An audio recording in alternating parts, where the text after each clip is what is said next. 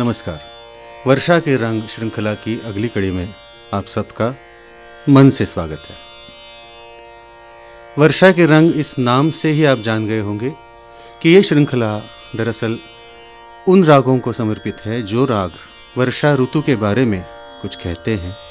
वर्षा ऋतु के अलग अलग रंग, उसके मनुष्य स्वभाव पे होने वाले परिणाम, इनकी जानकारी देते हैं, इनका वर्णन करते हैं, इनका विवरण देते हैं और रसपूर्णता के साथ देते हैं। आज के राग के बारे में हमें बताने के लिए यहाँ आज मौजूद हैं। उनका नाम है सावनी शेंडे साठे। आपका हार्दिक स्वागत है सावनी जी। आज कौन सा राग आपने चुना है? आज आपके सामने राग मेघ मल्हार लेके आई हूँ। मल्हार के जैसे अनेक प्रकार है, उसमें से ही एक मेघ मल्हार। लेकिन आमतौर पे मल्हार जब हम सुनते हैं, मल्हार इस शब्द का जब कई जिक्र होता है तो हमेशा कोमल गंधार, शुद्ध निषाद, दो निषादों की छेड़छाड़ ये हमारे सामने उभर आती है। लेकिन ये प्रकार बहुत अनोखा है। मेघ मल्हार में हमें कहीं भी गंधार नहीं है, कोमल गंधार नहीं है, शुद्ध गंधार नहीं है और कोमल निषाद की जोड़ के लिए कोई शुद्ध निषाद भी नहीं है। इसलिए जो भी मल्हार का वातावरण गायक को निर्माण करना पड़ता है वो सिर्फ रे म प और थोड़ा बहुत कोमल निषाद की जो आंदोलन शायद जी, उसके हिसाब से मल्हार लोगों के सामने प्रस्तुत करना पड़ता है। तो एक बहुत अनोखा प्रकार है मल्हार का। तो यही एक खासियत है। ये जो श्रोताओं एक बात है, ये भाव की और रस की बात है, हाँ, जो हमारे कानों से हमारे दिलों तक पहुंचती है, हमारे दिमाग तक पहुंचती है। हम लोग समझ सकते हैं, हमारी जितनी संवेदना है उतनी उसकी मर्यादा तक हम समझ सकते हैं। सावनी जी, इस मेघ मल्हार के भाव का जिक्र मैंने अभी किया। इस भाव के बारे में या इससे जिस रस की निष्पत्ति होती है उस रस के या भाव के बारे में आप क्या बताएंगे? जी, वैसे देखा जाए तो मेघ मल्हार जैसा ही और एक राग है मदमाद सारंग, उसके जैसा ये बोल रही हूँ क्योंकि उसके सुर बिल्कुल एक दूसरे से मिलते हैं। वही आरोह अवरोह है। जैसे मेघ मल्हार का आरोह अवरोह सारे मा प नी सा सा नी प म रे नी सा रे सा। बिल्कुल यही स्वर मदमाद सारंग के हैं। तो वो भी थोड़ा सा हमें सुनाएं। सा रे म प नी सा नी प म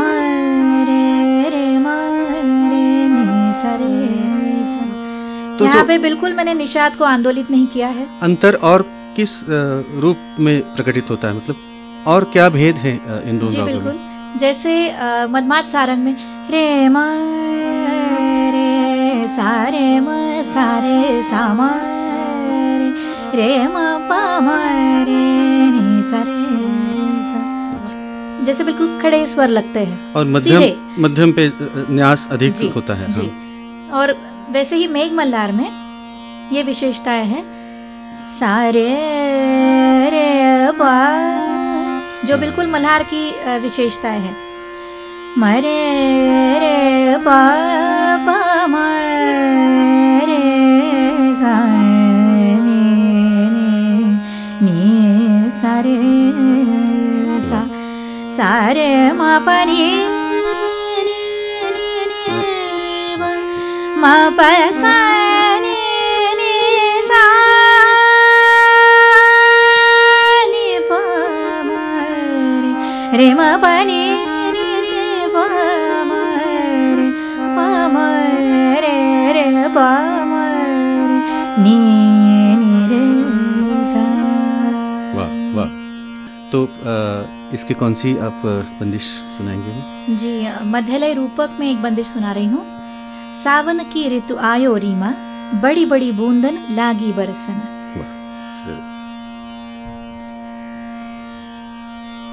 दे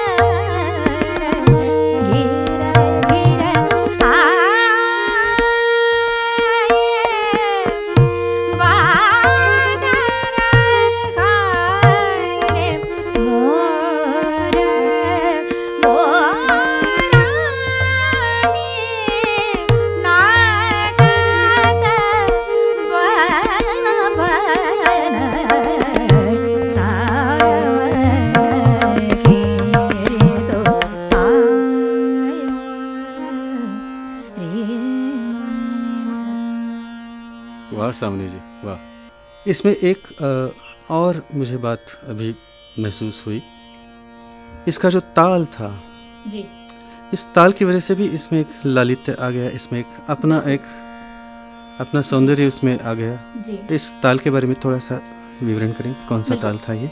वैसे देखा जाए तो बिल्कुल लाइट म्यूज़िक जो हम सुनते हैं तो उसमें इतनी धीमी गति नहीं होती रूपक की, तीन तीन ना धी ना ती ती।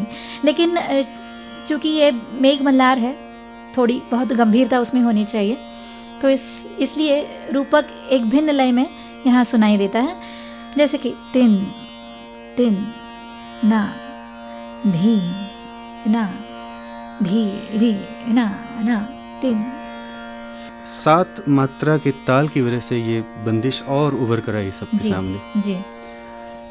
श्रोताओं, ये एक राग ऐसा है जिसके सहज भाव से, मतलब उसमें से भाव प्रकटीकरण की जो प्रक्रिया है वो सहजता के साथ होती है। उसमें भाव की उपज इतनी सहज है, एक सुर 2-3 सुरों को छेड़ दिया तो एक अपने आप भाव उभर आता है, एक माहौल बन जाता है, एक माहौल अपने आप बन जाता है, समा बन जाता है। और शायद ये भी हो सकता है कि उससे संगीतकारों को, सुगम संगीतकारों को प्रेरणा मिलती हो, स्फूर्ति मिलती हो कि कुछ बनाया जाए, कंपोज किया जाए। इसलिए इस राग में बहुत सारी, ख़ास तौर पे हिंदी फिल्म संगीत में बहुत सारी रचनाएं हमें सुनने को मिलती है। इस एपिसोड की शुरुआत में आपने जो गाना सुना वो भी इसी राग से था, मेघ मल्हार से। और उसमें शब्द भी जो आपने सुने भरत व्यास जी ने लिखे हुए, वो भी वर्षा ऋतु का ही वर्णन करने वाले, वर्षा ऋतु का एक परिणाम, एक बिरहिनी है अपने पिया की राह देखने वाली, उसका वर्णन था कि बरसे गगन मेरे बरसे नयन, देखो तरसे है मन अब तो आजा, शीतल पवन ये लगाए अगन, सजन अब तो मुखड़ा दिखा जा। ये वर्षा ऋतु का ही वर्णन है, वर्षा ऋतु का एक परिणाम। जैसा इन्होंने कहा कि वर्षा में ख़ास तौर पे बिरहिनी का मन व्याकुल हो जाता है, और तब विशेष रूप में जब उसका पति या उसका पिया उसके साथ ना हो, परदेश गया हुआ जब हो। सुगम संगीत में इस राग का बहुत ज़्यादा इस्तेमाल बहुत विविधता के साथ बहुत सारे संगीतकारों ने किया है। उसके कुछ नमूने आपको हम लोग सुनाते हैं, आपके सामने प्रस्तुत करते हैं। अब ये जो गीत है, ये दरअसल कहा जाए तो इसको गीत कहने से बेहतर होगा बंदिश कहना, क्योंकि ये उस्ताद आमिर खान साहब ने बैजू बावरा फिल्म के लिए रिकॉर्ड तो ज़रूर की थी, लेकिन किसी कारणवश फिल्म में आई नहीं। खैर, रेडियो पे, आकाशवाणी पे, तब आकाशवाणी नहीं थी, ऑल इंडिया रेडियो, तो ऑल इंडिया रेडियो पे ये बजने लगा, गाना बहुत लोकप्रिय हुआ और फिर बजता गया।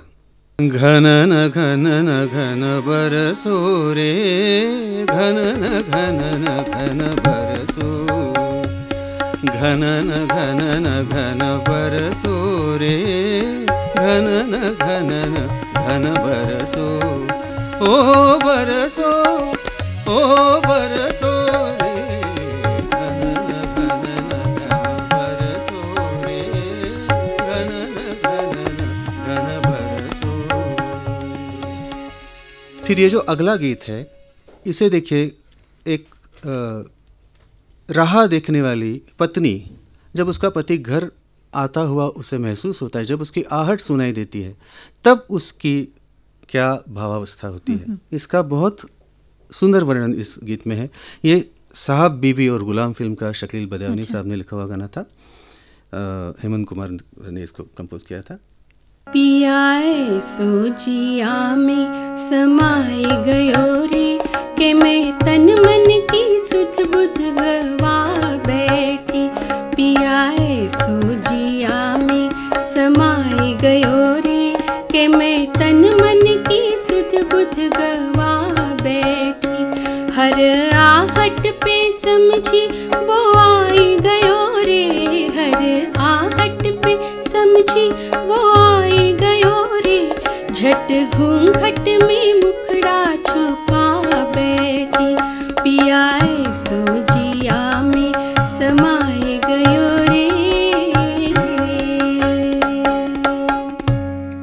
इसी तरह से सी रामचंद्र यानी कि रामचंद्र चितलकर साहब ने फिल्म स्त्री के लिए एक बहुत ही खूबसूरत गीत बनाया था इसी राग में, जो कि महेंद्र कपूर साहब और लता मंगेशकर जी ने गाया था।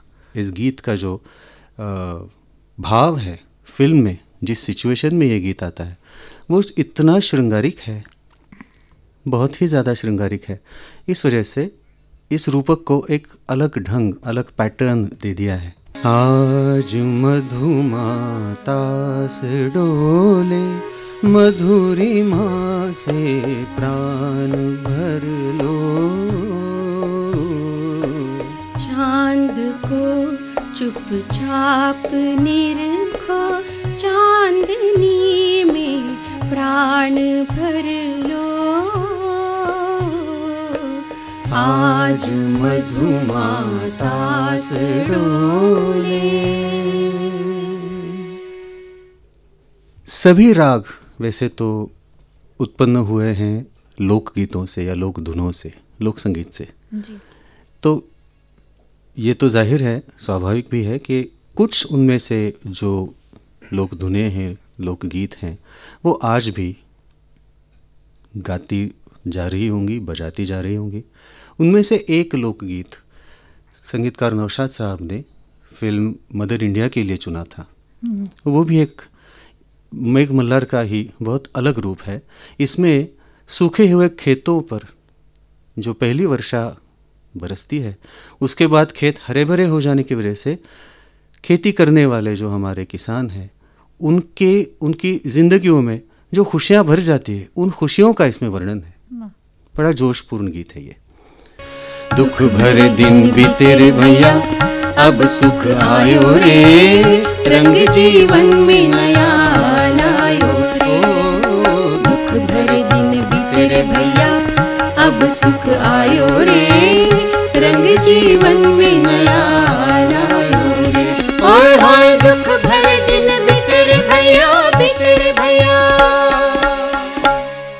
इसी तरह से संगीतकार रवि साहब ने फिल्म हमराज के लिए एक बहुत खूबसूरत सरल सी धुन बनाई थी। ये तो रवि साहब का एक खास वैशिष्ट्य था कि धुनें बिल्कुल सरल, सीधी सादी हुआ करती थी। और वास्तव में ये गीत जो कंपोज किया गया है वो मध्यम में कंपोज किया गया है, यानी कि हम जिस सुर में अब तक ये गीत प्रस्तुत करते आए हैं, उस सुर के मध्यम को षड्ज बना के इसको कंपोज किया गया है। तो उसी में गाने की कोशिश करते हैं।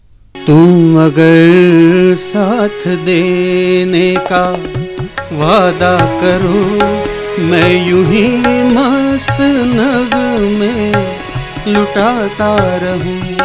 तुम अगर साथ देने का वादा करो, मैं यूं ही मस्त नग में लुटाता रहूं। तुम मुझे देख कर मुस्कुराते रहो, मैं तुम्हें देख कर गीत गाता रहूं। तुम अगर साथ देने का वादा करो, मैं यूं ही मस्त नग में लुटाता रहूं।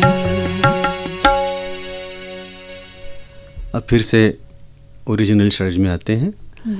ये कुछ ऐसा राग है जो अपनी सरल प्रवृत्ति के कारण, अपने सरल स्वभाव के कारण आपने अब तक देखा होगा कितनी, वैसे अगर इसको शास्त्रीय राग के रूप में गाया जाए, जैसे सावनी ने पेश किया अपना ख्याल, उस रूप में अगर गाया जाए तो इसका आविष्कार थोड़ा सा कठिन हो सकता है, क्योंकि आंदोलन सारे हैं। लेकिन अगर इसको सिर्फ आरोह अवरोह या खड़े सुरों के माध्यम में गाया जाए, कंपोज किया जाए, तो बड़ा ही सरल इसका स्वभाव है, बिल्कुल आसान है।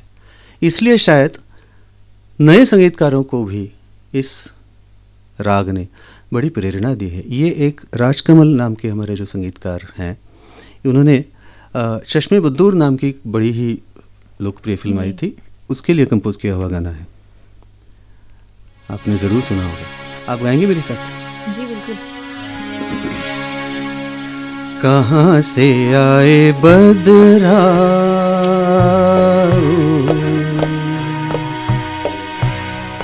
कहाँ से आए बदरा,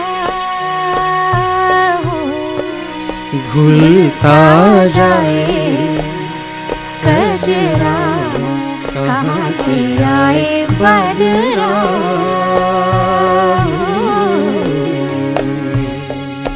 वाह क्या बात है। और एक फिल्म आई थी 1991 या 92 में, फिल्म का नाम था लेकिन, आप में से बहुतों ने वो देखी होगी। उसमें उसका संगीत तैयार किया था पंडित हृदयनाथ मंगेशकर जी ने। उसमें एक बड़ा ही खूबसूरत गाना बनाया था। इस गाने के बारे में सावनी जी आप हमें बताइए, क्योंकि इसमें है तो इसका आधार मल्हार का, मेघ मल्हार का जी, लेकिन फिर इसमें कोमल गंधार आता है जी, और कुछ कुछ सुर आते हैं। ये क्यों हुआ है? मुझे लगता है कि मेघ मल्हार राग जब किसी संगीतकार के पास जाता है, संगीतकार जब उस राग को अपना लेते हैं धुन के लिए, तो उसमें कोई सीमाएं नहीं रखती। हाँ। क्योंकि अगर सीमा में उसको बांधा जाए तो फिल्म संगीत में ख़ास तौर पे उसकी रंजकता कम होने की संभावना ज़्यादा होती है। इसलिए और भी ज़्यादा सुर उसमें उसके कॉम्बिनेशंस इतने अच्छे और मीठे हैं कि पता ही नहीं चलता कि ये मेघ मल्हार है, और वापस कहीं बहुत मोड़ पार करके वो फिर से जब मेघ मल्हार में आता है तो बहुत सुहावना लगता है। और शायद ये भी एक इसका कारण हो कि कुछ गायक हमारे, कुछ घरानों के गायक जैसे जयपुर वाले हैं जी, जो कि ये मानते हैं कि अगर मेघ को मल्हार का रूप देना है, मेघ मल्हार अगर करना है तो उसमें कोमल गंधार का प्रयोग जरूरी है। शायद इसीलिए ये किया है। आपने ज़रूर गाना सुना होगा यारा के सुगम आविष्कारों की बात, लेकिन हमें आपसे और थोड़ा सा सुनना है राग संगीत। बिल्कुल। तो द्रुत आप कौन सी बंदिश सुनाएंगी? द्रुत 3 ताल में बंदिश सुना रही हूँ। गरज घुमड़ घन छायो बदरवा, बरसन लागी झूमरिया, घनन घनन नभ मेहा गरजे, झनन झनन बूंदनिया बरसे, मधुर पिया मोरा जिया तरसे, मेघराज अब घन बरसे, गरज घुमड़ घन छायो बदरवा।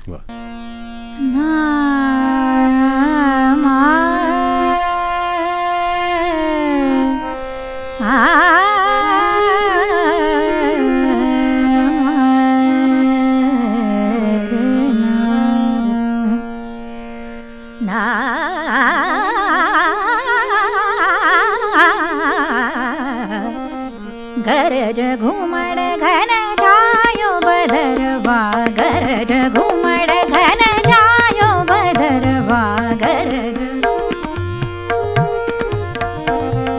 गरज घुमड़ घन छायो बदरवा, गरज घुमड़ घन छायो बदरवा, बरसन लागी झूमरिया, गरज घुमड़ घन छायो बदरवा, गरज घुमड़ घन छायो बदरवा, बरसन लागी झूमरिया, गरज घुमड़ घन छायो बदरवा, घनन घनन नभ में हा गरज, घनन घनन नभ में हा गरज, घनन घनन नभ में हा,